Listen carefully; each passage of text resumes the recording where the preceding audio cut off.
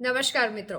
આંબળાનું સેવન આ ઋતુની અંદર ઘણું ઔપચારિક ગણાય છે. હવે વસ્તુ કન્ડિશન બધાને ખબર છે કે આમળા રોગ પ્રતિકારક શક્તિ સાથે વાળ, વિટામિન સી વગેરે ઘણું સારું હોય છે.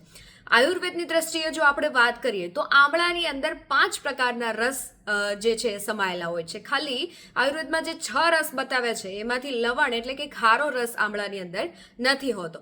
તો આ 5 જે રસ છે જેની અંદર આમળાની અંદર સમાયેલા છે, હવે લોકોને એના ફાયદાઓ વિશે તો બધી જ ખબર છે, સાથે બધા જ લઈ શકે એ પણ તમને ખ્યાલ છે.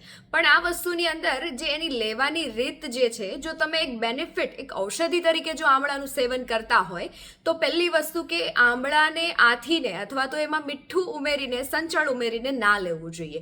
હવે કુદરતી એની અંદર લવણ રસ નથી નાખ્યો તો એને નેચરલ સ્વરૂપે લેવું વધારે ફાયદાકારક છે. હા, સ્વાદ પ્રમાણે તમે સ્વાદ માટે લઈ રહ્યા છો તો તમે એમાં મીઠું નાખી શકો છો.